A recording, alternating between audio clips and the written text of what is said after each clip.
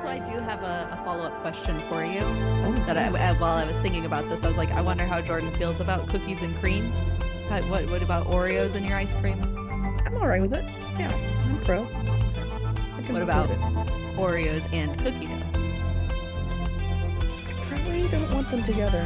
What about Oreos and Reese's? No, I don't want What them about together. Oreos and brownie batter? I could be okay with that. What about brownie batter and Reese's? I don't think I want that. I think those are all the combinations. All right, everyone. You're about ready to hear another fantastic episode. What episode is it? I was It's gonna say, where's my welcome? it's episode 31. So, welcome everyone to another episode 31 of Millennial Mom Thoughts. What's up? What's up? What's up? There it is. Boom. We've already recorded the episode. You're about ready to hear it. We're going to just jump right into it because it is so good.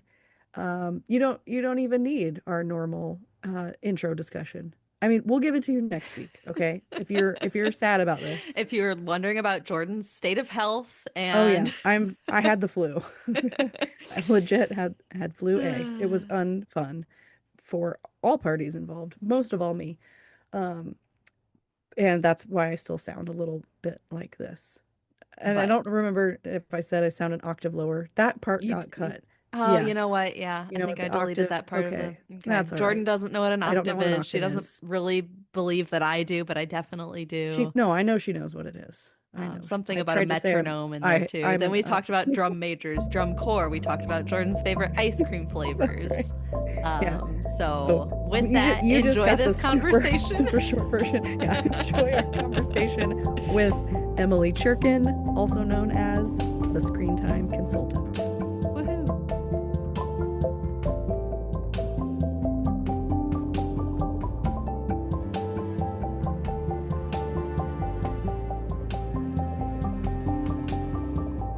We are excited to welcome Emily Cherkin, who is also known as the Screentime Consultant.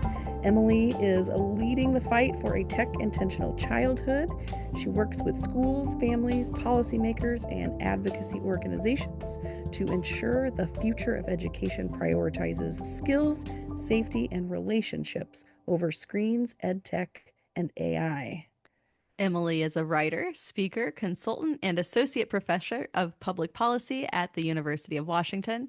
She is the co chair of Fair Play's Screens in Schools Action Network and the lead plaintiff in a class action lawsuit against one of the largest ed tech companies in the world. Emily is also the creator of the Unplug EdTech Toolkit. She is the host of the First Fish Chronicles newsletter on Substack and the author of the Screentime Solution, which I just had the joy of listening to. And definitely, so I was listening through our library's audiobook app, and I need to get myself a copy now because there are so many resources that I know I Oh, will be returning to. I've got a 1-year-old and things are already coming up. Questions we're already asking, conversations my husband Nice. and I are already having. So thank you, You're for your welcome. important work. And I know, Jordan, you've already talked a bit, but you are much more familiar with Emily's work than I am. I'm new to your work specifically and loving it. But Jordan, I know you've been deep into these yes. conversations too. Yes, I feel like I've been following along for a little while now and just trying to absorb as much as possible. So just a quick like recap of what our podcast is. Helen and I used to work together at the same high school, and our Awesome. husbands are friends. We kind of became friends through our Yeah, husbands. for sure. She was a language arts teacher and I was a high school counselor. And this past summer, I texted her and just said, I have a lot that I want to talk about when it comes to like parenting and screens and technology and education. Like, have you ever done a podcast? And she had done one for one of her classes, and I said, we need to do one. And so we since last summer, this is our 31st episode, Awesome. and season two. I don't know. Wow. We Congrats. kind of made this arbitrary season number, but and so we've just been having these conversations surrounding all of those topics, of which there are many. Yes. And so because I've become more familiar with your work And I just thought I would reach out, and I was so appreciative. I told Helen, I was like, she said yes. I was so excited when you agreed to Uh, do this. Thank So you. Well, I I thank you for having me. I love talking. I actually love podcasts when they're like these conversations and like we're all parents, we're all sort of figuring this yeah. stuff out. You know, and your name is so familiar through all of our various groups too, Jordan. So it's just like it's an easy yes. Oh, well, I'm glad, flattered, glad to hear that. Um, so really one of the first questions we wanted to ask is like, what's been your journey to where you are today? I know you Yeah. started out as a teacher, but like, talk us through. Yeah. I'm a teacher, a middle school teacher, to now you are this, well-known advocate in this space and speaking all over, the world. Well, thank you. It's kind of one of those moments where I'm like, I don't think I'm any different, or I don't think I'm anything special. But then I get these messages, or I get these sort of reactions, and I was like, oh, I guess people see me differently than I have seen myself. So all that Yeah. is to say, it's like I am grateful that the word is getting out there, and it does feel different. So Hmm. yeah, I mean, my first and most important job is parent to Yeah. two. So I have a 17-year-old and a 14-year-old. My son is a senior in high school. Wow. And so we're Okay. at the end of that era. And then my daughter is an eighth grader. So she's about to start high school. So um, very much in the thick of this. But yes, my background is in teaching middle school, seventh grade English, actually. Helen, I don't know what grade you were, but that was my wheelhouse for many years. And I love teaching. I put it in the present tense because I still feel, well, I'm working at the university level, but I also feel just like that's what I still do. It's just not, I don't have my own classroom necessarily. And Yeah. so I spent 12 years working in middle school full time for about half of that. And then I had my own kids and started sort of doing part time. And I was at a school that allowed me to do kind of my own sort of supplemental, like I was sort of a specialist. It was a private Hmm. school, so they were flexible in that sense. And I basically taught a media literacy, social emotional learning curriculum. I mean, I have a master's in education, but I was drawn to middle school because I had felt like it was such a hard time in my adolescence. I mean, I Mhm. don't think most people look back with fondness on seventh grade. Sort of Nope. like Nope. it was like we wanted to get it over with and be done and not be traumatized anymore. And so I was like, I want to work with that age group, and it just was the right fit. And I still to this day love middle schoolers. And again, that's not what everybody feels, Right. but Right. uh, uh, I really loved that. So it was, again, coincidentally, the time in which I was in the classroom till having children and to where I am now really spanned some pretty big shifts culturally from like Mhm. when I started teaching in 2003. Nobody, Okay. I think we had a computer lab. Like the fact that I don't even remember tells you how often we used it. Right. Um, and none of my students had even flip phones except like one. And it was like this kid who was so embarrassed that his mom made him bring a flip phone to school, right? Like it was Mm. that different of a cultural shift at that point, like, Yeah. or what it was till now. And then, a couple of different sort of just touch points around like end of the aughts, early 20 teens era, it was as a teacher, I was starting to be asked to put more online, like grades, homework assignments. You guys are nodding like you totally get this, you know Yeah. this. Yeah. And I noticed two things immediately happening. One, my students stopped coming to talk to me when they needed something and were told to go to the portal. And we were told to tell them that. And then the second thing that happened was parents started contacting me way more. And it was like I could tell they were sitting there like hitting refresh on the grading Refresh. portal. Yep. And then it was like always the parents who didn't need to be emailing me who would, and the ones who Mhm. should be using this as the resource that maybe it was intended for who never looked. Um, and so it just like had this awful effect on like now I'm managing parent anxiety. I'm getting way more emails, which means I'm spending way more time in front of my computer and my Right. students aren't coming to me. And at the same time, of course, we know kids were getting on social media and smartphones. So by the time I left the classroom in 2015, it was 95% of my students had phones at that point. And, I think about this a lot because those were middle schoolers in what, 2015, so 10 years ago. Hmm. So those are like early young adults, early 20s now.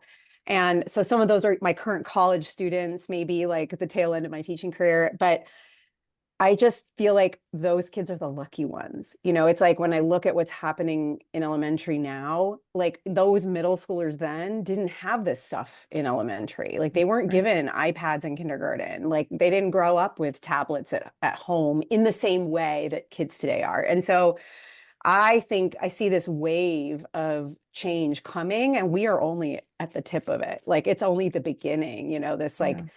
we're just hearing about like, oh, all these Gen Z employees are not prepared for the workforce and all this stuff. And, and we can defend our own generations. I'm a Right. Gen X. I'm a cusp, actually.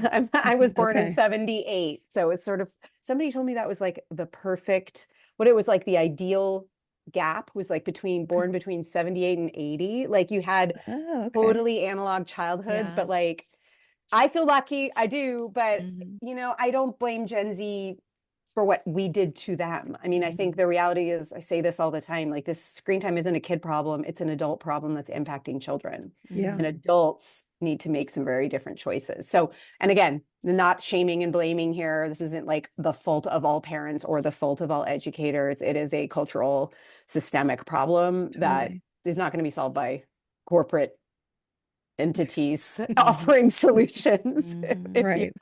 So Right. that's kind of how I got into it. And then as a parent myself, my son's almost 18 now. So when he entered kindergarten 12 years ago, the very first day of kindergarten, came home with a piece of paper that said I had to teach him ctrl+alt+delete to log into the computer to take the standardized test. Hmm. And that was my first like red flag of like, why on earth would the first thing my son does in kindergarten be to like learn ctrl+alt+delete? Like he knows his ABCs, but he doesn't really know he doesn't know how to write or read Right. yet. This doesn't Right. make any sense developmentally. So, and it was just, all of this was just feeling like something was off and something needed to be done. And so I've joked about being an accidental activist. It's like I Mhm. didn't mean to get into this, but I was like, but this is so wrong. This is not good. This is bad for kids. It's bad for learning. Like, why are we doing this? And then suddenly here we are, and here I am Yeah. today. As you're saying that with, with your two kids and them being teens, I'm curious, like, what's it like for them to have their mom be the screen time Yeah. consultant? Like what's Oh, their take on it? I know. It's a blessing and a curse, I'm Right. sure. Yeah. I feel like I've been talking about this stuff for so many years. It's not a new thing. I mean, they know well, and in the interest of full transparency, my husband works in the tech industry. So Mm. I'm quite literally married to the problem. And Yeah. he's wonderful. He supports my work. He knows what is up. I Married mean, to the problem. I love yeah. that. And look, there's not a lot of funding in this work that I do, and Mhm. so someone's going to Yeah. have to pay the bills. And again, like he ran for school board last year. Like Mm. he cares a Oh, lot as yeah. well about these issues. So for my kids, it's like I get a lot of like eye rolling, but I wrote about this in the book. Like eye Mm. rolling means they're listening, and Hmm.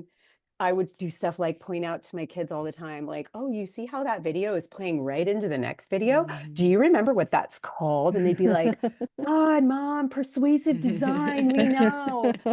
And like, I guess I'm comfortable, especially as they were like It's hitting middle working. school. Yeah, Mhm. like, and look, I was thinking about I need to write like an essay of like all the mistakes I've made too, because I bring a lot of humility to this. Like, look, I don't have it figured out, and I'm literally in the middle of all of this. Right.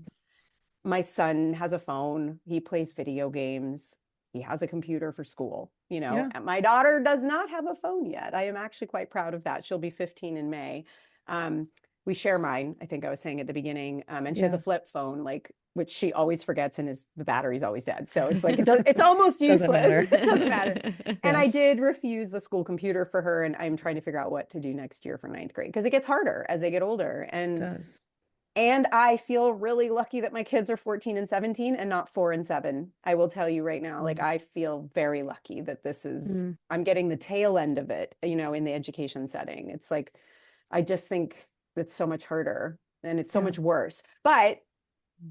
the good news is it's because of that people are paying attention in a whole new way and starting to Mhm. ask these questions like, well, wait a minute, like, why does a kindergartner need an iPad for reading? Why is Yep. there a reading chatbot, I have a talking to these? kindergartner. Yes. Yeah. And so just to ask the questions, like, Yeah. we're not, as Andy Liddell always says, like, we're not wrong, we're not crazy, we're just early, and Mhm. it's like, Yeah. we're Yeah. just, and I can tell you too, the number of emails that I've been getting about like, I want to change this in my district. I'm in this state. How do I pass policy about screens in schools? It's daily. I'm getting new emails, which is Wow. thrilling. It's Wow. also why I am late to podcast appointments. Your So inbox is overflowing. it is, but yes, I have a wonderful assistant who does help me keep track of some of this stuff, but Yeah. it doesn't feel like work, which is part of the problem. Like I have to set boundaries for my own mental health and time and, because I Yeah. care about this. I think that kind of actually feeds into what I was kind of going to ask you about next, because Yeah. I became familiar with you. I, last year, the year before, I read Anxious Generation, and it just confirmed all of the things that I just had been feeling. As a high school counselor, I saw that Yes. rise in anxiety and kids getting hospitalized and all of those things. And I just thought, I don't want this for my own kids. I have a 6-year-old and a 2-year-old. Mm, And so I'm, I'm right in that. Um, and just was looking for ways to change their childhood. And that brought me to Wait Until Eighth. And so I started a, chapter here in my community. Um, and then that got me questioning things about school tech. And that is, what led me to yes. you and your unplugged toolkit, Awesome. which big plug for the unplugged Thank toolkit. you. If anyone wants to go, we'll link it in the show Okay, notes. yeah, But it's gotten um, kind of crazy. Like because the NBC story last couple weeks ago linked it. yes, I had yes. 900 new downloads in a few days, which is Wow. Wow. just crazy. I mean, I've had a few thousand over the last year and a half. So it's like been a Yeah, but all at steady once trickle. like that. Yeah, it was like, oh my gosh. And then I thought, oh, I need to update it. I should go look and make sure. This is my problem is like Yeah. I can't let perfect be the enemy of good enough either. Like Well, but things that are shows right there that like people are hungry for this. I that's mean, it. to have Yeah. that many, that's Exactly. And I'm doing I don't know if you want to, when you're going to air this, but on March 9th, I'm doing a webinar, just an informational, what is ed tech, what parents need to know, what they can do. And I haven't pushed it that much. I just posted it once or twice. I have yeah. 200 people have registered for it. Holy Wow. cow. Yeah. Yeah. And Wow. like, previous webinars, I get 20, 30, 40 people, which is great. And then Mhm. half of them show up and we have a nice Right. chat. But Right. 200, again, to your point, Jordan, tells me like people want this. People are hungry for it. So Yeah. I will feed them.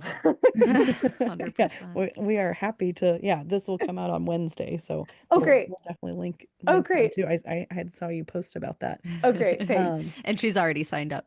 Oh, great. I Okay. haven't yet. You, oh, you I have, think that's I like the just one assumed. thing I have a conflict for, but Oh, but you could probably do it in yourself at this point, but Jordan. thankfully Yes. I have been listening to so many and Yes. attending so many that Yeah. Yes. I feel like, okay, I've started to be, come armed with the tools. Yes. Um, Yes. but what I wanted to ask you, in relation to advocacy, I'm glad that things are turning, but you had a starting point and probably didn't get positive feedback consistently and were Yeah. frustrated. And that's even a space I kind of feel like I'm in a little bit right now. Yes. Just yesterday I did my fourth screening of Can't Look Away, and 4 people came. And Oh, so it was like I just put so much effort into these oh, things, and for me it's time, but I'm not spending money, but I'm spending my that's, time, yeah. which is something I have a limited amount of, especially Yeah. with 2 young children that I want to spend time with. Oh, how frustrating. And so I just wonder what it's been like for you and how you kind of processed through those Yeah. moments of disappointment of like, why are people not paying attention to this? Why does it feel like no Yeah. one's listening to Yeah. why this is so big and important? That's Maybe that's more a such question for me. Like, how do you get through? How do you No, get I'm through so glad you people? asked this though, because it's such a good question. And I will tell you again, like when I started looking, so I'm working on my second book right now, which is going to be about ed Mhm. tech. And I started thinking about like, I teed up book two intentionally or not with my epilogue, which coincidentally, I interviewed Jared Cooney Horvath for it. And Okay. that's where I first met him was a few years ago. I'd Oh, heard him through in a that. webinar. And so I reached out and I was like, everything you're saying is resonating with me. Can I interview you? And he's the one who gave me the story about being a first fish, right? About this idea of a school of fish Yeah. swimming in the ocean. So that's my epilogue. And it teed me up perfectly for this next book, I think. I mean, I have to write it and find Sure. out. But the idea is to answer that question of like, well, it's forced me to think a lot about the beginning of this because, and then I started going back and looking at like, when did I first testify publicly about this? Because initially I'd really kept my sort of consulting work, helping parents navigate this very separate from my activism. And in fact, I had numerous conversations with people that I've worked with, you know, like people supporting my work, where I was like, no, no, no, no, you know, the school stuff is separate. That's just what I do in my spare time. And then like, you know, my spare time, I'm starting to Right. see multiple hours a week of that. And then a couple of years ago, I was like, wait a second, these are the same. It's the same business model. These are the same problems. Like they're inextricable now. And when I realized that and made that decision, everything kind of exploded after that. But in the beginning, I remember the very first time I went to testify before the school board meeting. And this is why I like make fun of myself and say I'm an accidental activist, because I was so naive. Like I knew nothing. I was like, oh, I am just going to march into that school board meeting and talk some sense into these people and they will see the light. It was, I mean, I cringed to like think about, you know, Yeah. but what happened was I came into it right when there was a big discussion and debate going around about adopting a new science curriculum. This is in 2019. So this is almost 7 years ago, which is why I go, wow, we've come a long way. But what shocked me the most was I walked into that meeting and it was packed. And, you know, some board meetings, there's nobody there, but this was a very hot button issue. And all of these people were wearing red t-shirts and they were held up signs that said, adopt, amplify. That was the name of the science curriculum. Yeah, I have Familiar. strong opinions about that one, which is why I was there testifying about why we shouldn't turn the teaching of science over to screens, especially in the K-8 area. So again, here I am with my little piece of paper and my 2-minute testimony, and all these people in red are teachers. And I was like, I don't understand. Why would teachers support this curriculum? And so again, naive little me, I like sat next to one of them in the audience and I just turned to her and I was like, hi, my name's Emily. I'm just so curious. Like, why are you here? Like, tell me why you love this curriculum. I wanted to understand, like, what am I missing? She was so caught off guard by being asked and so flustered that her reaction is what I remember. Like, I wasn't trying to be accusatory. I wasn't trying to like criticize her. I was genuinely curious. And then that began like this whole can of worms for me about influence and power and why would a union be backing this. And actually the essay we wrote last week was about the teachers union signing contracts with OpenAI. I mean, like it's a very difficult thing to reconcile when you think that the teachers union is supposed to be doing what's right by teachers and students. And it's, as you both know, very complicated. So I think what it did for me was just, it was like being a cold shower of like, oh my gosh, I have so much to learn. And I think probably it's also protected me being a little bit clueless. Like it just kept me going without realizing that I was one against many. And it really was just that first fish. And what I still feel that way sometimes. And it's like, even in my own district, they want nothing to do with me. Like I am probably known, but not positively. But here's what's really powerful and beautiful about all this. So I said, my husband ran for school board last year. He lost. The person he lost to is my biggest ally on the school board. She has been amazing. Yeah, but this is what's so wonderful about democracy. And what I have learned in this process is like, you have to find the people who are willing to work with you, even if they might have been on the other side at one point, right? And she has really been extremely helpful in helping me go to the district. And we have sort of several different asks. And I've had several other I did a talk here and a couple parents came. And from that, they formed a group. So it's all just about, like planting these seeds. And again, like, I wish I could help all of them do everything, but I can't. And so it just gives me a lot of, it's very inspiring to me to see these other little planting ideas and seeds growing and doing their own thing and feeling like, oh my gosh, we're doing something here. So I don't know if I answered your question. The answer is Yeah. that you're not alone, and there are lots of these people doing these little seed plantings who are trying to find each other. And I would say we're in the finding each other phase right now. Yes. Yes. Yeah. That's Yeah. how I definitely feel. And I think that one of the questions I had like also goes off of that too, of just thinking about like feeling misrepresented at times as well, and kind Yes. of working with that. And I don't want to speak on Jordan's behalf, but like she's had multiple local news engagements. She was interviewed in that NBC piece and then Yes. cut for not being controversial Yeah, enough. maybe. Or I mean, yeah, Oh, who knows why? Which I guess that's a good problem to have, maybe. But like for example, in the most recent local news piece, like it literally cut to make it sound like she gives her kids ah, smartphones, and Hmm. then in the meantime, all this back, it's just all AI generated Oh, yeah. videos of people on phones. It's like embarrassingly I didn't poor even want to share quality. about it because it I just know, like, yeah, yeah, exactly. And not on you, yeah, like everything you were saying, yeah. I'm sure it was a brilliant conversation and then No, just no, how no, they cut no. it. So I'm sure that you have encountered similar things or just people not understanding what you mean when you're talking about being tech intentional, or if you could Totally. like talk our listeners perhaps through the difference between ed tech and tech Yeah. education. yeah. Yeah. Yeah, and just as a again, I've learned this probably the hard way too, Jordan, like the with being interviewed and having them take sound bites that you didn't want or that are out of context. Hmm. What I have learned is like to find your phrases that you just repeat. So when they ask you a question, you just answer it with what you want them to report, right? It's like, Yeah.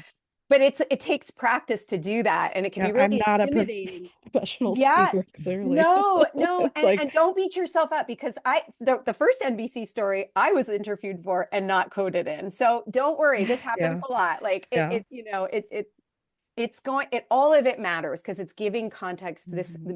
we have a journalist interested in this topic. Like that's huge Yeah. and valuable, and it all of it is layering, and that's how I again try to think of it with this. But okay, so ed tech versus tech ed. Well, let me back up because tech intentional, you said that first. So tech Mhm. intentional is the sort of focus of my first book. I talk a lot about wanting a tech intentional future. Tech intentionality means really meeting three things. Later is better, less is more, relationships and skills before screens. And so like that's my TLDR definition. Mhm. But Mm. really it's not anti-screen, it's not anti-technology. It's just that those are the parameters that have to be in place when we're making decisions about screens. Now, if we extrapolate that a little bit bigger to the ed tech question, right? Mhm. And so ed tech versus tech ed. And I always say ed tech is not the same thing as tech ed. I believe children need technology education more than ever. I will be championing that for years to come. That means, though, skills like typing, Mhm. Mhm. researching, um, understanding how the internet works, knowing what an algorithm is, learning the difference between mis and disinformation, citing sources. A lot of these are sort of like what we'd originally have thought of as like library skills, right? Like things that a librarian would teach you in your researching process. That is not at all what is happening in schools today. Again, I know you know this, but like, so Yeah. ed tech, educational technology, I include to mean any teacher or student facing product, platform, tool, app, curriculum that is digitized or screen based. And Mm. so it's very broad. And some people like, I mean, again, I love Jared, I love his book, everything. He actually keeps his definitions more narrow than mine. Mhm. But to me, and Jared's book, again, cannot recommend it highly enough. His Yeah. book focuses all on the question of, is this stuff good for learning? And spoiler alert, no, it's not. Right. Right. And that's his entire book is proving why it's not. And again, it's brilliant. I'm so glad it's there. But when it comes to ed tech, I actually think I had said there were three things we have to ask. I've added a fourth recently, and I'll explain it. But to me, when we are going to give children or teachers, because teachers' use of screens impacts children, impacts classic culture, impacts relationships, Mhm. if we're going to do that, we have to ask these three questions. Is it effective? Jared's book has already answered that question. Is it safe? And Jared touches on this a little bit, but the safety question is so massive. And all we have to do is look at the trials in Los Angeles and know what Right. social media companies are Mhm. doing to know that that's what when I say ed tech is big tech, It's there, the same business model, the same gamification, the same algorithms, the same persuasive design. So the harms and the risks are the same. We may not see them yet the same way, but that is what's happening. And so it's efficacy is the first question, safety is the second, legality is the third. And most people don't even think about this one. But as you said in the introduction, I'm the lead plaintiff in a class action lawsuit. I really can't discuss anything specific about it except to say that you can read the entire case on edtech.law under active cases.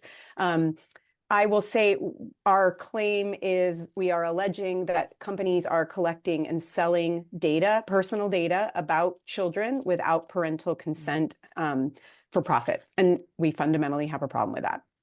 And I think most of us should and would, if we knew, right? Like that's part of the problem is most parents have no idea. And part of that problem is because schools are now using, it's not 1 or 2 or 10 apps, it's 100 or 150 or even 1,000 different unique ed tech products.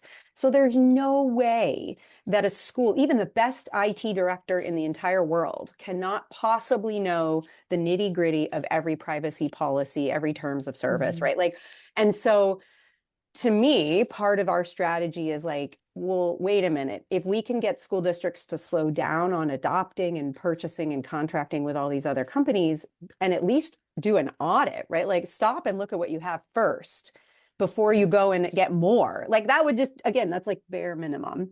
Then that's an effective strategy, in my view, to slowing it down, if not removing a lot of it altogether. It's complicated. It's not a simple process. And then the fourth one, so effective, safe, legal. Is it better? Like just because we could, does it mean we should? You know, and that's the one where it's like, I am so tired. I cannot tell you the number of like ed tech bros who've come out of the woodwork to tell me how wrong I am because their product is effective and their product is safe and their product meets legal requirements. Fine. And they don't, to be clear. I've yet to find one that does. But even if those 3 things end up being true, and it's a pretty unlikely scenario or rare situation, does it mean we should? I'm just not convinced that it's better than a human teacher or a piece of paper and a pencil. Those are the most advanced forms of technology that should be in a classroom. Again, there should be a computer lab. There should be a librarian trained in technology research and science and all of the stuff that is relevant to using the internet and using a computer today. That's not what's happening. Computer labs don't exist in schools anymore. I don't know. I mean, I shouldn't say universally, but like because kids have one-to-ones, what's the point of staffing and, you know, outfitting an entire extra classroom with computers when we don't need them, right?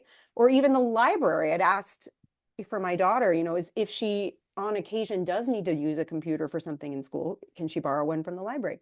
They don't have them because again, the assumption is the kids do. They're 1-to-1. So it just doesn't, you know, again, I was gonna say, I'm not trying to burn it all down. That's hyperbolic. I mean, it's debatable But what a I little think about bit. that. Maybe just a little bit, but I don't mean to get rid of it permanently. I want to rebuild it back the way it should be, that it is in alignment with child development, you know, teacher independence and efficacy, law, safety, you know, something that is a unique tool that we use for unique things, right? Like the other thing that just kills me is like when you think when I first started teaching, we were really worried about the screen time kids were having at home. We were talking about like, oh gosh, you know, they're going home playing video games or watching TV for a few hours a day. And like, at least when they come to school, they have 6 hours, 7 hours where they're not on screens. Right. What have we done but the opposite? We have failed to protect children at school, children whose parents might not have the resources, the time, the education, the privilege to be able to say no or not. Like, again, I'm not judging parents on that. Like, but what have we done but taken those kids who are on 6, 7, 8 hours a day at home now and given them more time at school? Like, added even more. That's just criminal. What would you, so for me, and I don't know that I'm the first one. It's possible I am, but you know, I started with a conversation with my son's kindergarten teacher because we're 1-to-1 with iPads starting in kindergarten, and then they start taking them home in 5th grade.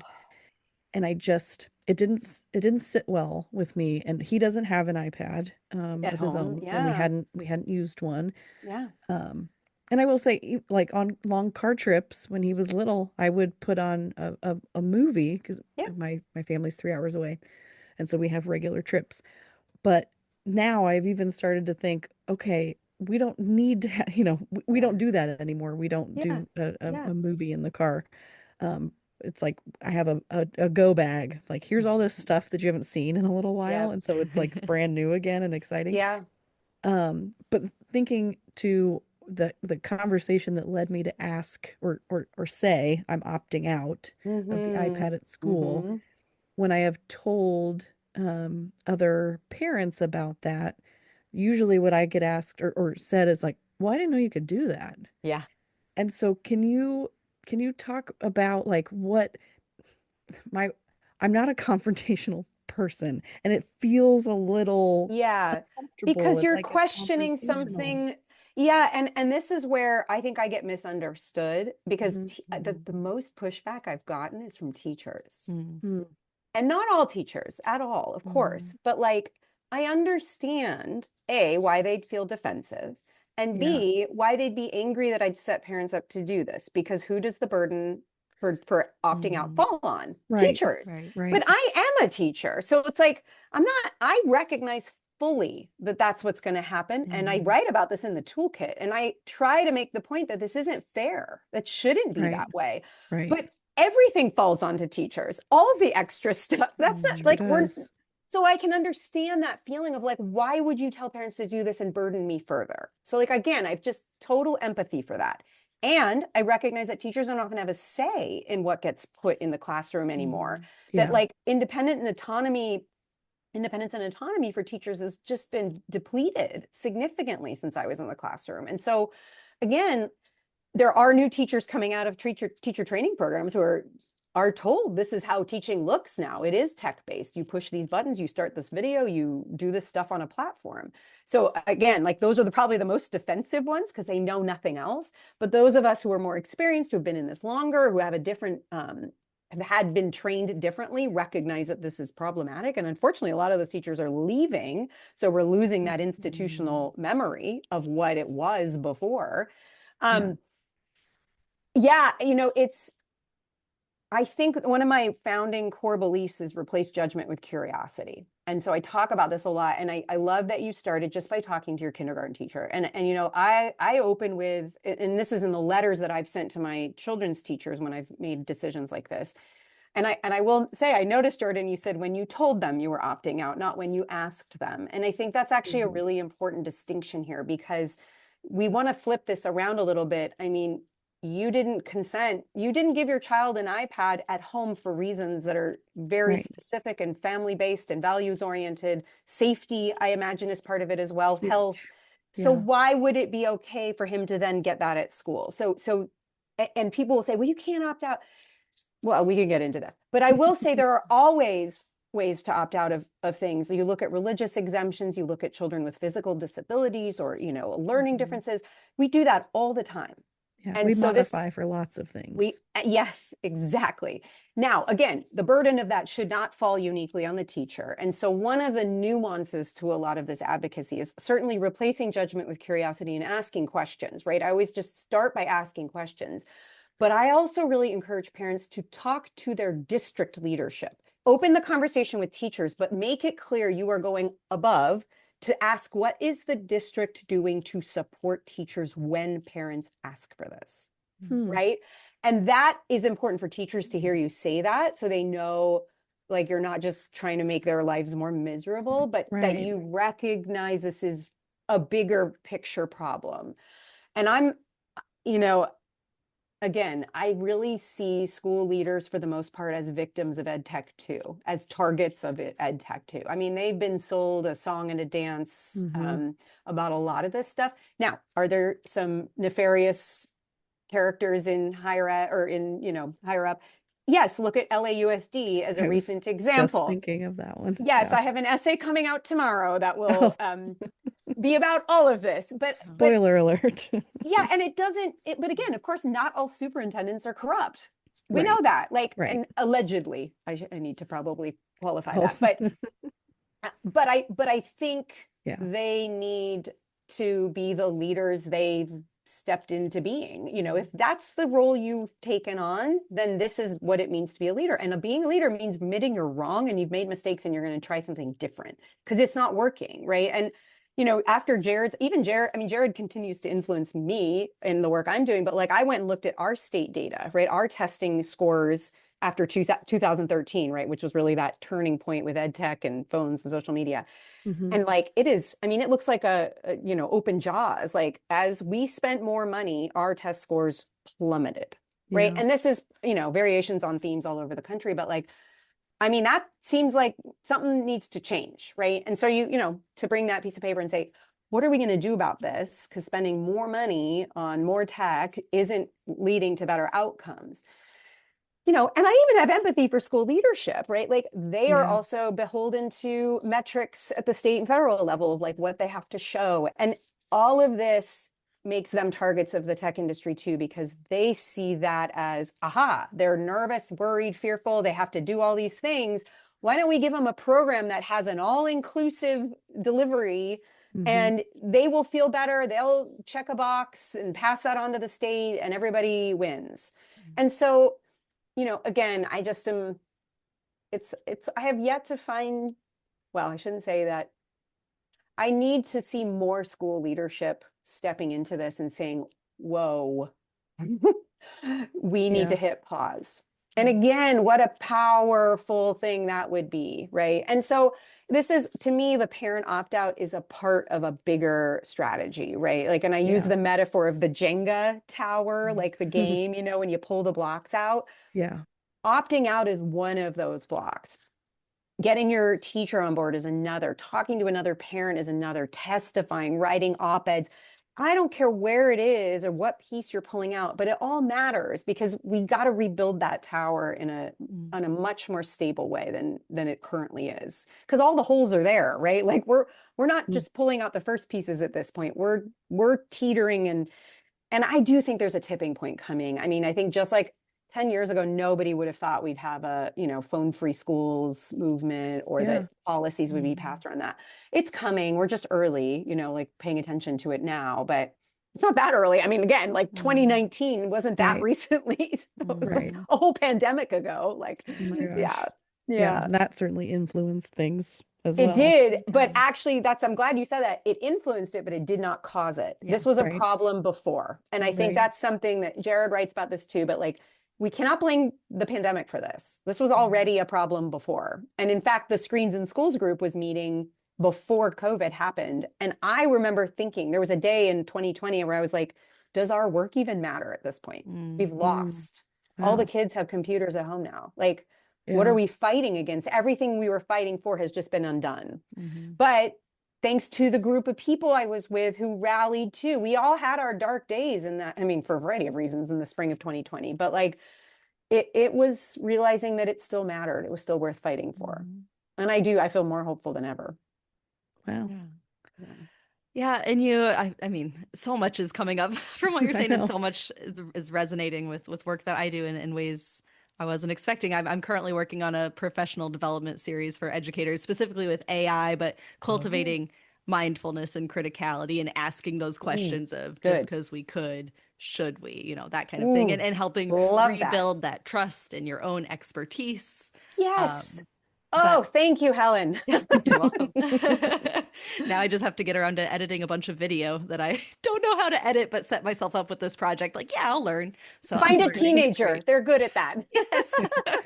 Well, but kind of on that note, I think the question I wanted to ask was, so I taught high school ELA, left my teaching job in 2023 to finish my PhD, and now I'm working in a school of teaching and learning in a Oh, teacher amazing. prep program. Last semester, I taught multiple literacies and technology course where I think a lot of students were surprised that it wasn't just like okay, on Monday we're going to talk about noodle tools. On Wednesday we're going to talk about, you know, name the app, name the Amazing. whatever, right? It was Yeah. more like, again, that criticality piece around Amazing. technology. But this semester I'm teaching the history of education in the United States, which is a fascinating course Mm-hmm. to teach, and it's a gen ed, so it is a lot of teacher ed majors, but also just, you know, freshman, Awesome. sophomore who chose to take this class because they want to know. But I think the question I want to ask though is like, what should I tell these students who lived through the pandemic? Most of them were in middle school or like freshmen in high Yeah. school, went through that, chose to pursue a career as a teacher, Yes. and Yes. have lived with this technology as a student and are now entering the Mm, classroom. Like, what do I tell them? Because I don't want to scare them. I don't want to scare them away yeah. from the profession, but I Yeah. also Mhm. don't want them to just use the things because that's what they Because were it's used there. to. Yeah. Well, my immediate teacher brain reaction to that is I would bring in a stack of index cards. I would pass them all out and I would say, "What's your why? Why are Mm. you here? Why do you Mm-hmm. want to be a teacher? Mm-hmm. Or who inspired you? You know, tell me about a teacher you had. What did that teacher do that you want to emulate, that you want to repeat or not repeat, right? A lot of us have those traumatic teacher experiences. So yeah, that's a great question. And I think that's, you know, one of the things I love about teaching at the university level is like for example, and I only taught a seminar the last 2 quarters, like, so it's just 1 hour a week. I made it totally tech free. I was like, no Mm-hmm. phones allowed, no laptops. If you want to take notes, you have to use a pen and paper. And I Mm-hmm. was like, it's 1 hour a week. The number of my students who were like, that was so refreshing. I'm Yeah. so glad. Like, I couldn't believe it because to me, I have paper everywhere. That's Mm-hmm. all I still do is take notes by Mhm. hand.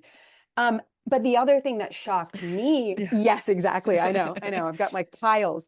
Mhm. Um, the other thing that really shocked me was because, of course, higher ed is enmeshed in all this ed tech crap Mm-hmm. too. But like the learning management system, you know, I'm supposed to post everything in this portal. Mm-hmm. All the kids are supposed to upload stuff there, you know. And again, like to me, it's just such a waste of time for everybody. But I will follow the rules, Mm-hmm. Right. what I'm supposed Right. to do. But I told my students I will accept handwritten reflections Mm-hmm. papers. And if you turn it in the portal, I'm still going to print it off and grade it on paper, which I think they thought I was crazy. But the first day that Mm-hmm. I handed back and it was only, you know, like there, because it was a pass fail class, it was just a reflections paper. But like Yeah. I would print it off and Yeah. then I would write comments on it, just like I'd had Mm-hmm. growing up with my teachers, and I hand them back. Yeah. And my students said it was the first time they'd ever received handwritten feedback on a paper, Wow. Wow. and how personal it felt Yeah. and how much more useful it was than Mm-hmm. reading like a comment box in Mhm. Canvas. Mm-hmm. And you know, again, what I learned was like what's been lost, you Mm-hmm. know, between my experience in college, which was, you know, I graduated in 2000, so 25 years ago, you know, it's like it's just it feels like eons of Mm-hmm. an experience that's lost. And so, you know, again, that's maybe where I am the crazy lady, but like that was good. Those were good Mm-hmm. things. Those were good experiences. I have boxes of notebooks of like my notes, but also my teachers like giving me feedback. And what do kids have now? A digital footprint, and they can't Yeah. go and, you know, look through the paper that their favorite professor wrote comments on because Mm-hmm. it's all here. You know, I don't know if that answers your question. I love that Yeah. you're working with that population because we have to teach the teachers Mm-hmm. too. Mm-hmm. Yeah, Yeah. no, 100%. I will say, so I also print out papers and write their comments, and I've Yay. told my students that I will know I have made it when a former student gets my comments tattooed. I want someone to get a handwriting tattoo. It hasn't happened Love yet, but you know, that. that's the Oh, dream. that's so great. That's the dream.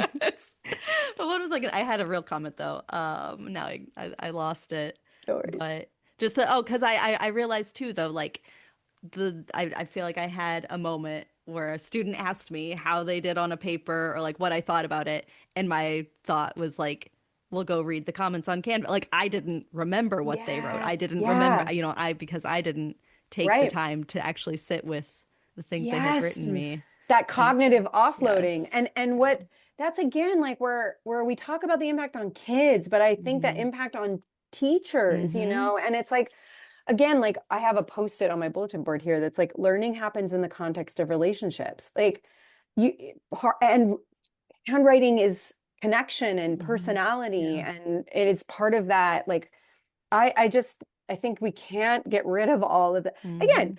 Fine, if I have to upload the final grades into a portal Right. that lives in a university system, I can handle that. Like Mm-hmm. I can deal with that. But like I want these young people to know that they mattered to me as students. And you're Mhm. right. Like I remember the ones who handwrite it way better than I Oh remember yeah. the digital ones Yes. I read. Yeah. Yeah, I just I Uh, think this was my most liked Substack note the other day, but I had a student who I gave them the option to type or handwrite their yeah. midterm, and it was the delightful thing you don't get that often where they write the wrong word, or it's like this is made up misspelled word, and Yeah. it's like, oh, you don't see that when there's Yeah. autocorrect, but I love Right. seeing your thinking Yes. on the page, or it's like I that's not a Yes. word, but I know what you mean by that. Yes, yes, so much well, and it's funny, like this is making me think of my daughter, like I said, doesn't have a computer for school, and her math teacher actually has given the kids options to take the tests on paper or on the computer. Even the students that have the computers have this choice, which I love.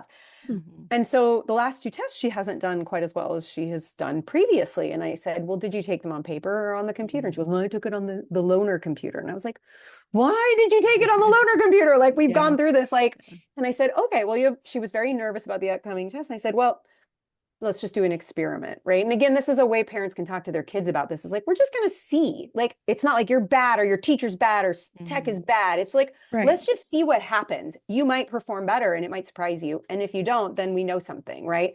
Or if you do, we know something. And so she said, fine, I'll do it on paper.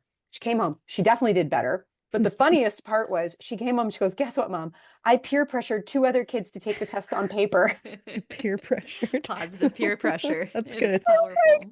That's the kind of peer pressure Yeah. in middle school that I could get behind. But I Yeah. Mhm. love that, like, she's influencing her peers to think about this too, Mhm. right? And again, I know technology is not going away. I know that it's going to stay in school. I mean, look, I use it all the time is the ultimate irony, but like, it doesn't need to. I'm an adult using it as a tool, Mm-hmm. and children need a childhood first, and they don't get that back. And so there is time for tech and there will be tech in their lives, but we need to protect the parts of being a child that will not be recoverable if they Right. don't get those experiences when they're young. I think that's even some of, I'm thinking of I spoke at a school board meeting, and one of the school board members at a later part just talked about, I think he said something like, I'm just pro tech, I'm just a tech Yeah. guy, I'm pro tech. And it Mm, makes me wonder how, and knowing his about age, like he didn't have this technology when exactly. he was a child. Exactly. I didn't have this technology when I was a Yep. child. So I graduated high school in 2004, and I didn't have a smartphone until after college. Um, I had, Yeah. just a basic, flip phone or one of the little Yeah. T9 Yeah. T9 Yeah. Yeah. keyboards, which was awesome. Um, but it's just so interesting to me, and I can't understand why there's this push of like, well, they need to have tech because they're gonna Oh, use it later. But you didn't grow up with the tech, so why 100%. why 100%. why do you think there are people that did not grow up with this tech now Yeah. pushing and saying things like, well, kids are digital natives? It's like, well, Ugh. their brain hasn't changed. Like Uh-uh. No, we exactly. 21st century Yeah. learners. Again, Nope. like No. why do you Yeah. think that is? That's so frustrating. And, Jared has written about this, and I have an essay or two about like debunking the myths of, because I Yeah. hear this all the time. And like, I can picture the guy saying, well, I'm just pro tech. Well, I'm pro childhood. And how, Yeah. and that's an invitation, right? Like, I think we get like panic because we're like, I don't know how to respond to that. I just know this is bad. And it does drive me nuts that we have to defend why we have to prove why this is bad when it hasn't been proven to be good, right? Like, Hmm.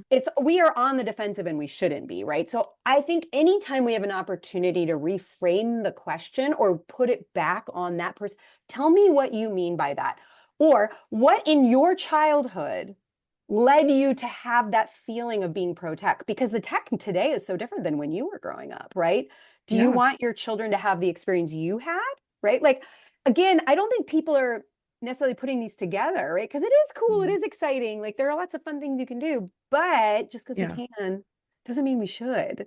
Mhm. So, and we know, all this too. Like none of these tech executives send their kids to regular schools or Right. nature-based, low Right. tech Yes. environments. Like this is for you, but not for them. Like, and Mhm. so I think I find that particularly offensive. And so, especially when it's a tech bro coming at me, like, Oh, well, you're just Yes. anti-tech. No, not at Yes. all. That's not at all my Mhm. position. I'm just pro-childhood. I'm pro-learning. I'm pro-teacher. Mhm. Yeah, it's tricky. Yeah, I wasn't even gonna. I saw a particular Substack, a two-parter, which you Hmm. have probably had your attention drawn to or someone Yes, sent to yes, you, yes, that was, critical, if I can yes, say, of yes, you and Jared's. yes. But But you know he's what? developing an He ed tech has an ed platform, tech so platform. I mean, again, I've said this shocking. on LinkedIn before too, but like if people come at me in the comments for something I say, if I said that, I was like, if you in your bio have a company that is a tech-based product and you're criticizing what I'm saying, you are not allowed to comment on this. Like, I'm Right, sorry, your business model is in direct conflict with what you're saying and what I'm saying.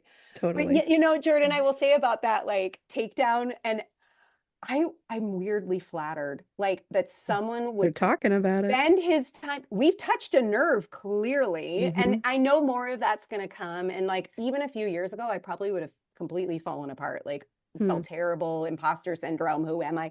I see this Yeah. as a victory that people are worried enough that they are going to give me attention on a Substack, like in a negative way. All press is good press, right? Like not I don't More, want that, but like more downloads of your toolkit.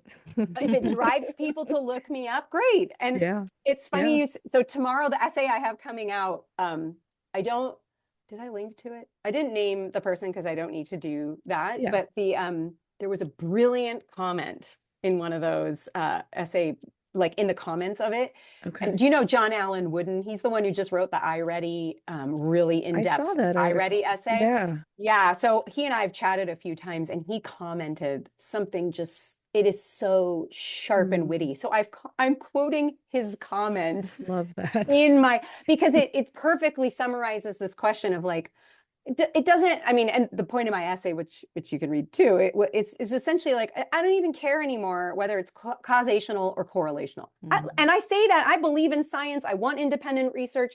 Yeah. We can't afford to wait at this point. Like Yeah. children are the collateral damage, and I'm not okay with that.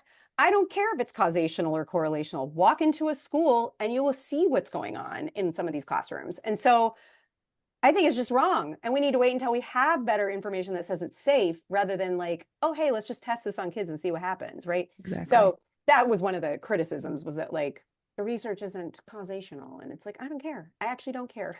Yeah. So I feel the same. You could tell me that smartphones aren't damaging to my child's brain, and I would say, I don't care. If the yeah. science comes out and says, Yeah. actually, I mean, it's not going to, but anyways. No, and again, because it's also what's taken away. It may not be the product Yeah. itself, it's what's being deprived or what's being lost or displaced. And, it's Yeah. like all I see all of those arguments, and all I can think about is these are people who are just trying to make a safer cigarette, and cigarettes Hmm. just aren't safe. Mhm. And that's it. It's like Yeah. they're not. They're So, health harming. yeah, We can't, there's no way around that. Yeah. yeah, I've tried to use that analogy more of like, and yeah, it even said that in my school board great. testimony, just saying like we would never dream of introducing a smoking lounge in schools today, and Yeah, yet when right. we allow smartphones in, for some kids have them and some don't, the secondhand effects are Yeah, there, and kids are doing all kinds of stuff on smartphones. yeah. Mhm. So And I think what's really interesting that is different from the tobacco stuff, it's like, I mean, there was like the kids in my high school had the South parking lot and they'd go and have smoke breaks. And like, so I remember that, but like it was sort of contained. But like schools weren't giving them cigarettes. Right. Yeah. It's right, like they right, were buying them exactly. themselves. Like there is Yeah. something different here. And so and again, I always say it's not parents' fault, but it's our responsibility to address this. And I get a lot of, I don't know if you saw, I had posted recently about a kindergarten teacher had told me that they do some assessments for like kindergarten readiness, which did you see this? Yeah. Where like Yes. kids come in and they just ask them questions. It's not like a test. It's not like it's not formal in the sense like it goes Right. somewhere, but they were just Right. seeing where are kids developmentally. And this kid identified the number 11 as the pause button, right? Because it looks like two Yeah. parallel lines. And Yeah. so I posted about this on Instagram. And of course, this is a great lesson for why Instagram's just a giant cesspool anyway. And I'm 47 and I find it awful and frustrating and overwhelming. But the comment section has been so, it's every now and then I have a post that just kind of gets shared way beyond my own little circle. And this has reached some wider circles, shall we say. Interesting. And the comments are like, oh, I think that's kind of funny. Or my kid sees the letter N and says Netflix, ha ha ha. Or who's trying to make Oh. kindergartners read letters and numbers? And it was like the You're missing it. misinterpretation. I mean, it is making me crazy, and it makes me worried that people aren't worried. You Yeah. know, it's like, I don't know that that's and I guess the bigger part was how defensive people were saying about don't blame parents. And I wasn't. I actually was just trying to illustrate we have a problem here. If you're inferring that as blaming parents, might want to take a look in the mirror then. Like that does Right. say that there's something here You we're hit a feeling nerve. uncomfortable with. Yeah, exactly. And like, again, parenting in the digital age is so, I used to joke, it's the hardest job I ever had. And I taught middle school for 12 years. You know, it's like, it Yeah. really isn't a forgiving experience. And so, you know, I have, again, a lot of empathy for parents, but that is not an excuse to do nothing. It's not an excuse to pretend that this isn't impacting children. It is. Yeah. And that's causational and correlational. Yeah. It is. It's really hard. And I wonder what is gonna, and I think maybe this is why I'm trying so many things and throwing to see what Yes. sticks at the wall, to see like what gets people to listen, showing this film, starting a book club, starting Wait Until Eighth in Yes. my community. Like Yes. what's Yes. what's gonna be the thing? Because I know what I'm doing for my kids with technology. And I appreciate what you've talked about with replacing that judgment with curiosity and, Yes. asking people questions. And I wonder how am I going to get these other parents that have these similar mindsets with Yes. technology on board, because I want my kids to grow up with friends that have Yes. that aren't on the iPad all the time, or Yes. eventually in that video game, which I haven't even, we're not in the video game stage, and Yes. I'm not going to do that, knowing all the things now I know about, like Yeah. Roblox and Yeah. all Yeah. of the things. Yeah. um I just wonder, like, what's gonna be that thing Yeah. that it's Yeah. like, oh, I see this now and I want to Mm-hmm. do something different. I just don't know No, what that is. I think you're, again, like I said earlier, we are in a very big inflection point right now. Yeah. And the good news is all of us who feel siloed and alone in this, there's more of us feeling that way. Eventually Yeah. we're going to bump into each other, and we are starting that. And so, I have a really great friend. He lives in Kenya and he's an activist there. And I met him at a conference in Kazakhstan. We had met through LinkedIn and we're Wow. having Wow. conversations, and then we both ended up at this conference. So Kazakhstan is, I think, almost 10,000 miles away from home for me. Yeah. So not close at all. And I Yeah. met him in person there. His name is Calvin. He's amazing. And what I was saying to him, how funny it is to me that I'm getting traction in Kazakhstan or Yeah. London. I've got all these allies in London, like, or even speaking in the Senate in January, like at the Mhm. federal level. But I can't make any waves here in my own That's hometown. And wild. Calvin said, he goes, because a prophet isn't welcome in his own home. And I think Mm. about that a lot. And so I think it's chipping away where we can and when we can. And then, I mean, again, I feel like all of this happened backwards. Like it should have happened locally. It didn't at all. Right. And that's not totally fair. I've been planting seeds for the last several years, but I haven't really, like the movement hasn't really happened until the last few months. So things are different. It's not uncommon to be sort of your own siloed voice in your own community, but a lot of people are feeling that way. Therefore, we're eventually going to find each other. That's kind of Yeah. my takeaway for that. But Yeah. yeah, I feel like my district has been open to, I've had a good conversation with my superintendent, gave him great. a copy of the book, of Jared's book, and flagged a whole bunch of pages in case, like, here's what I really, really want you to read, Yes. focus on these. And Amazing. his book came up at the school board meeting. Another school board member Awesome. read it. And so, Great. like, Oh, these, that's so good. these That's so things are good. happening. Yes, yes. And to Maybe I'm just too remember, impatient. no, but I think that makes me think sometimes I forget that people have never thought about this stuff. And Right. so if I Right. come in like pew, pew, pew, like throwing out statistics and scary things, that's not going to get people to you know, I think about that first time I testified, you know, I'm just going to march in and give them my 2 minutes and everyone will understand. This is what makes activism so hard, is that it's not just about shouting facts. It's about, change comes through the relationship building. And so that's actually the much harder work of this, which is why it's taken so long. But again, we are so close to a tipping point. And once things get, like the way John Haidt has, I mean, like, lots of people were doing what John Haidt was doing before he made it big, but his platform elevated it to a societal cultural norm that was new. And now that everyone's talking about it, it's not weird to talk about it. We're going to hit that in the next few years with ed tech. I hope. I hope. I hope. I got to finish that book. I know. Yeah. We spoke to Mike McLeod. He was we had him as a guest, and he talked about, you know, Helen asked him about kind of the process of writing a book. I don't want to take too much more of your time, but I know that as Helen being a writer, what that process. I don't want to steal your writing question because you are the writer. I don't have a writing. I mean, I always have writing questions, but what's your question? Well, just what that process is, is like, and like, since you're starting it now, you know, do you have to set certain deadlines for yourself, or is it, you know, publishing company, or how that kind of it's a great question. Works together. It's such a good question. I've always loved writing, and I think being an English teacher, you know, it's just something I love doing. And so I used to write a blog when I was early in my parenting and that kind of thing. And so I enjoy it, and it comes easily when I have the idea. But writing a book is a whole different thing. And one of the most terrifying parts about writing a book is it's like a frozen moment in time. Like once it's done, you're done. You can't go back. Like a blog post I could edit, you know.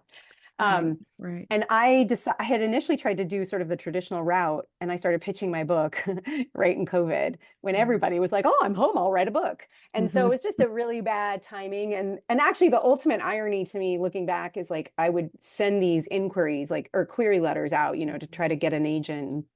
And they would write back and they're like, oh, this is a great idea, but you don't have 30,000 Instagram followers and you need a big social media platform to sell your book. And I was like, but do you understand what my book's about? Like, I don't want 30,000 Instagram followers.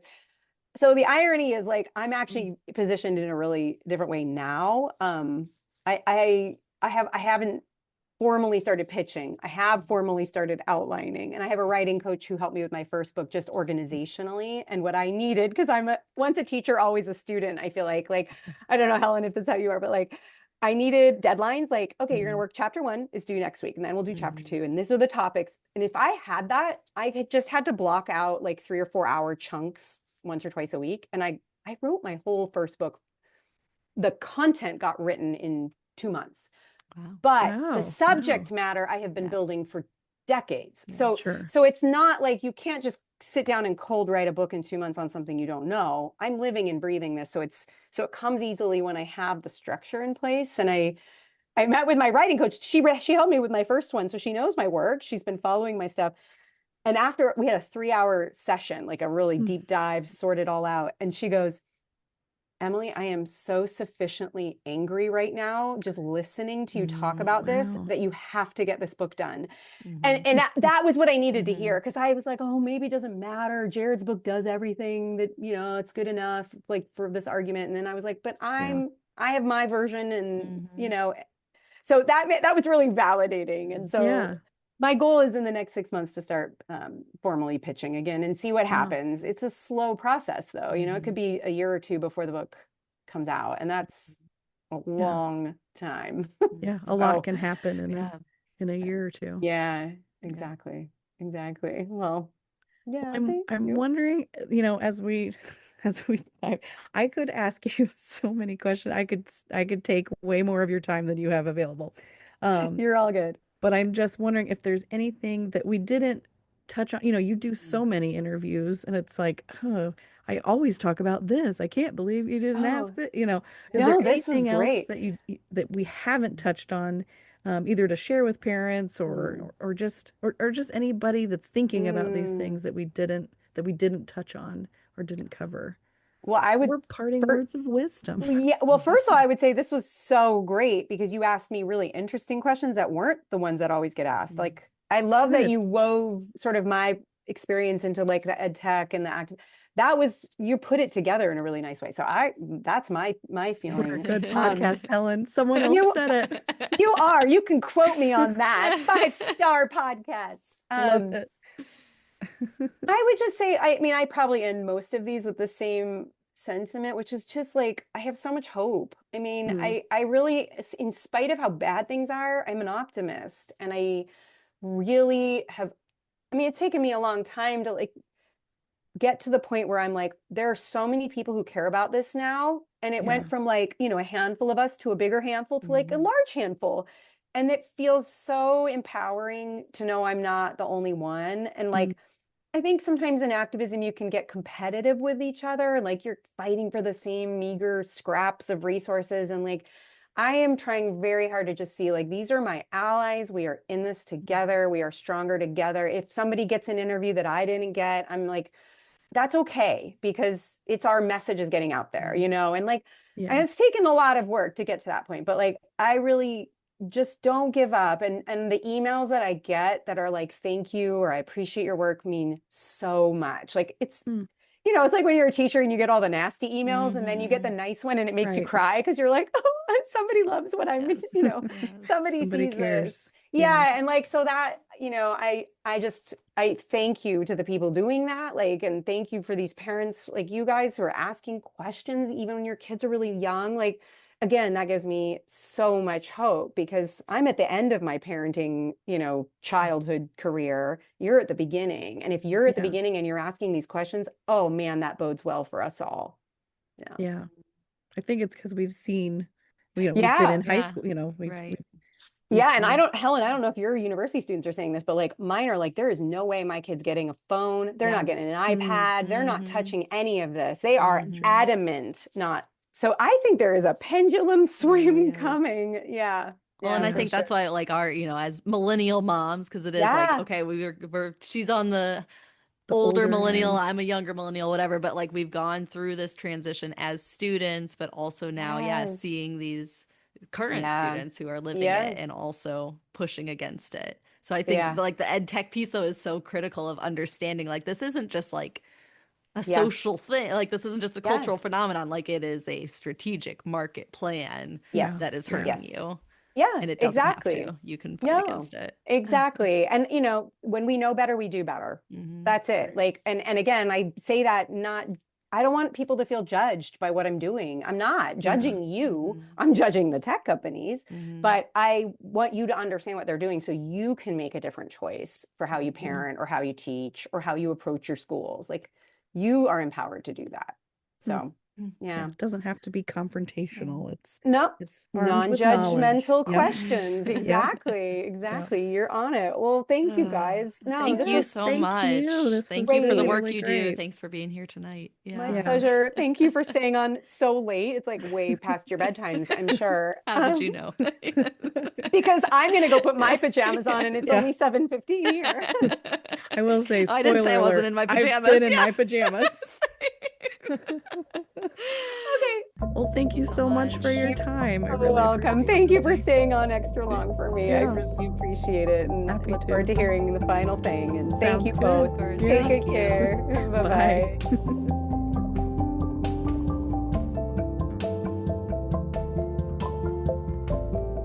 Yay! That was really good. Reactions. Really, really good. Really good. That was an energizing conversation.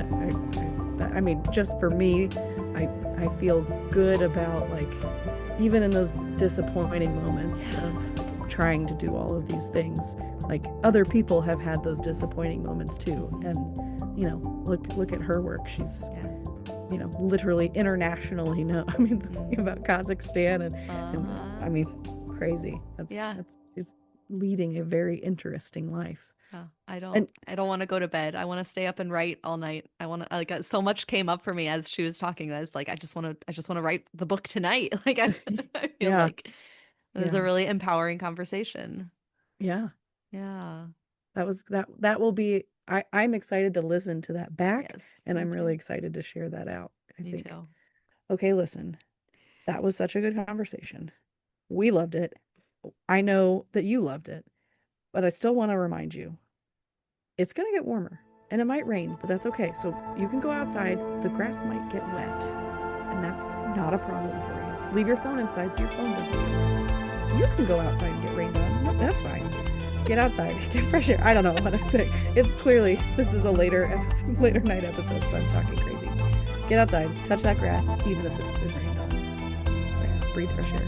And podcast music is by Brian Spickelmeyer. Jordan Spickelmeyer does social media. I'm Helen Plevka-Jones. I edit the audio, and we will catch you on the flippity flip.